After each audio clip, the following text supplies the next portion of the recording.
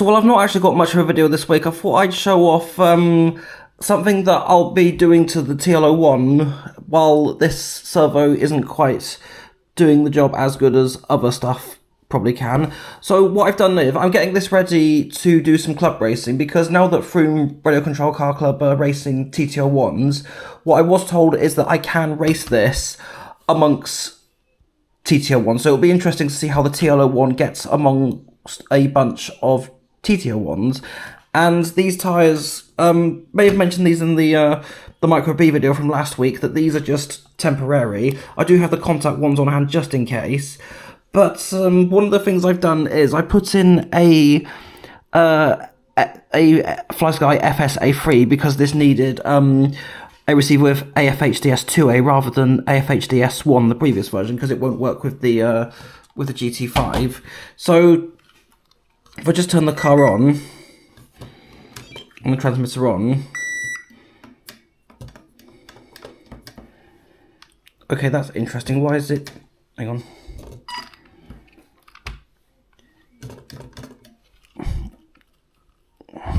Oh, the servo just died. Hang on.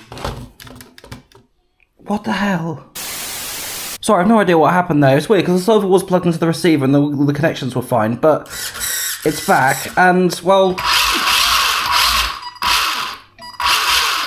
So that's...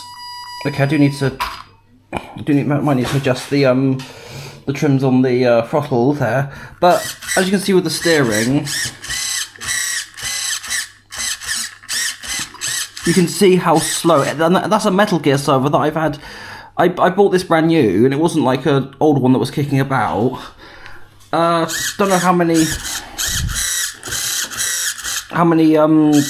kgs it is, but I'll just bring the transmitter actually right next to it so you can just see the severe lack of speed. So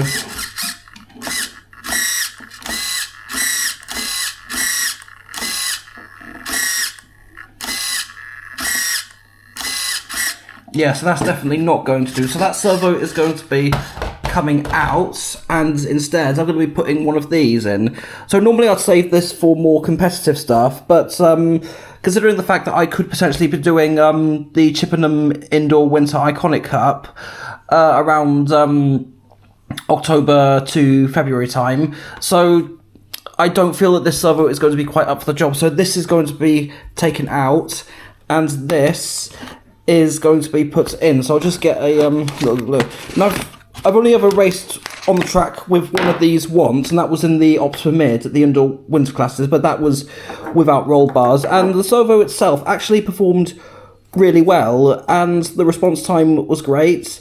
In fact, what I might do is just take this out and unravel the cable and plug it into the receiver just so you can see the speed. So just very quickly, one last look at the current servo it's got in it.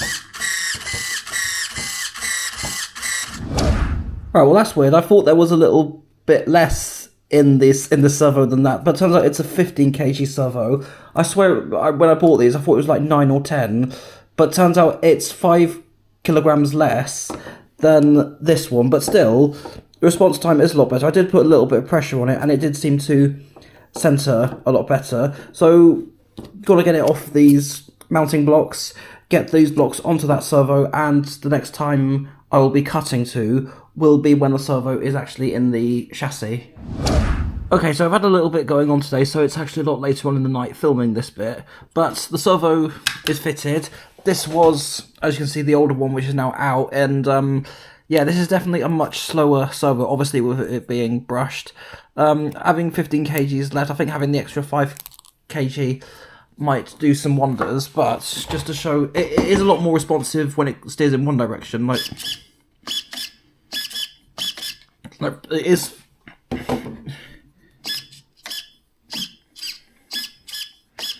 Definitely feels a lot more responsive than the brushed 15 kilogram one.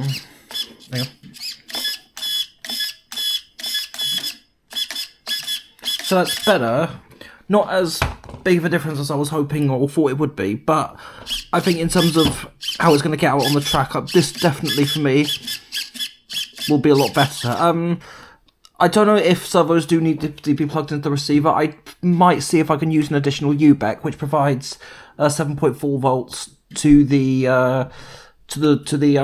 servo. That also more amps as well would be great, because with it only being 5 volts supplied from the servo, I don't know what the BEC is actually going into this. I'll have to look it up. I think you can get BECs to the receiver that increase the voltage. So I don't know what the voltage output to the receiver is on this one, but if that can be changed, or if there is an ESC. Well, I know of ESCs that you can use a 7.4 volt BEC output, but I think that'll do for now. So they're going to leave it right there for this one, just making this a quick one, and maybe next week's video actually might be racing with this, finally, at Froome Radio Control Club, because I've been wanting to do this for a long time. So this I'll be racing at Froome. Yes, I will be using these tyres. I'll see how I get on with. However, I will have some contact tyres on hand just in case. But hopefully that will be for next week's video, and if that's the case, I'll see you then.